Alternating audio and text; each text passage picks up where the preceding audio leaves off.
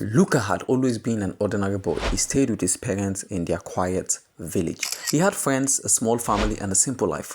But that all changed one sunny afternoon while he was racing his friend Ayo through the village. Luca, with his usual quick feet, started to feel a strange rush of energy. At first, it was just a burst of speed, but soon he realized he was running faster than ever before.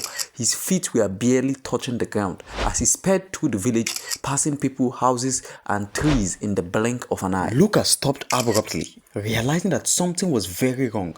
He hadn't meant to run that fast. He was scared. What was happening to him? As he tried to slow down, the world around him seemed to blur, and his heart raced with confusion.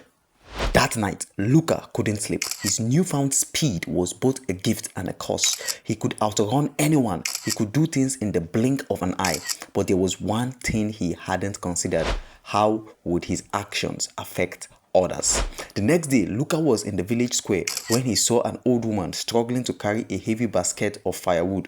Without thinking, Luca rushed over to help her. He picked up the basket with ease, but in his haste, he knocked over a stall of vegetables, sending tomatoes and carrots flying everywhere. The villagers looked up, startled by the commotion. The woman looked at him with wide eyes, surprised and grateful, but also worried. "Be careful, Luca," she said kindly. "Your speed may help, but it can cause trouble for others." Luca felt a pang of guilt.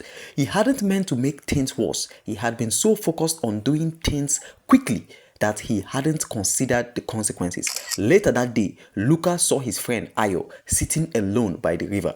Ayo looked upset, and Luca's heart sank. He jogged over, his feet barely touching the ground, and sat next to Ayo. "What's wrong, Ayo?" Luca asked gently. Ayo looked up with a frown. "I've been feeling left behind.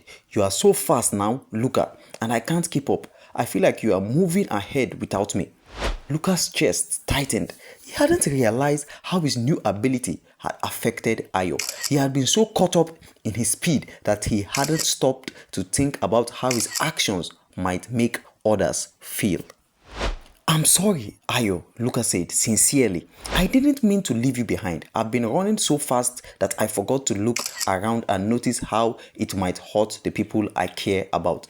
I'll slow down from now on." From that moment on, Luca began to understand the true power of his speed. It wasn't just about rushing through the world, but about taking the time to understand and care for the people around him. He learned that empathy meant being aware of how others felt, and sometimes slowing down was just as important as moving fast. Luca still ran with incredible speed, but now he did so with a great sense of awareness. He helped his village in ways that didn't cause chaos.